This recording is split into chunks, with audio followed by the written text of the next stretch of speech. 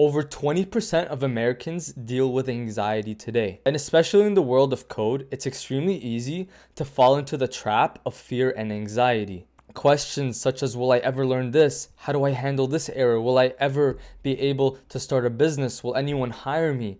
These are very common questions and fears that almost all programmers deal with. So in this video, I'll talk about how I've dealt with anxiety in my programming career and how you can too. Anxiety is an emotion characterized by tense feelings, fears, and just intrusive thoughts. In simple terms, you're just worried all the time, fearing things may or may not happen, and it happens all the time. That's really it. And what's often not talked about is the consequences that come as a result of anxiety. Not only are you dealing with the anxiety itself and the fears, which really suck, but it also hurts your productivity. You're more inclined to getting depression, and you're more likely to have other health risks that could impact both your career and your life. Also, people who deal with anxiety are unable to focus, which is very important in the field of programming.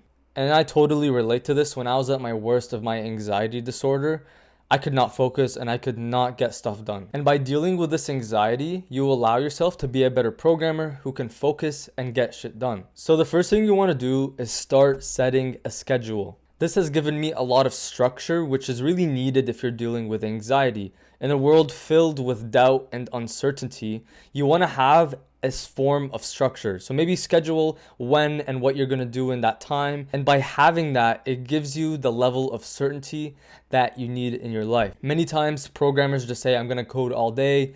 And you end up getting in this loop where if you don't do that, or if you go over, you start to get worried, and you don't want to deal with that. The next thing you want to do is develop a form of stoic attitude. All stoicism is developing an accepting mindset. And I know you may say, what does philosophy have to do with programming? By having a form of accepting mindset, you stop caring about what others think about you, whether or not you're going to get a job or not, and you just start controlling what you can, which is your coding and your skill set. And by having that, you get better and you stop caring about what the other people around you think, and you just start taking action, which is obviously important.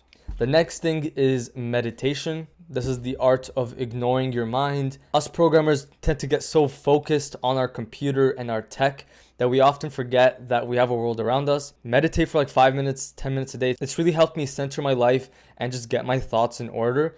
And not only does this benefit your mind, but I actually found that you become a better programmer because you're able to focus much more once you're able to control your thoughts. Now, finally, in my opinion, the biggest and most important thing on how you can manage your anxiety in programming is to simply take action. Fear loves inaction, and the only way to overcome that is just simply by taking action. Instead of overthinking if you're gonna get a job, if your business is gonna fail or succeed, if you're ever gonna be a good programmer, take action. Once you start taking action, your thoughts will go away. You start building self-confidence in yourself, and your ability just increases. So again, set a schedule, develop a stoic attitude, meditate, and take action. In a cool way, they all go hand in hand. Like if you meditate, you're gonna have an accepting attitude.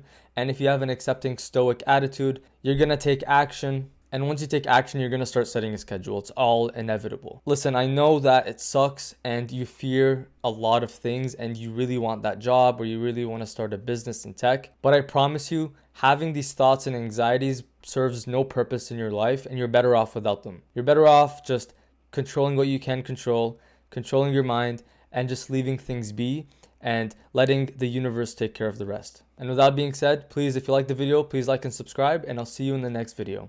Peace.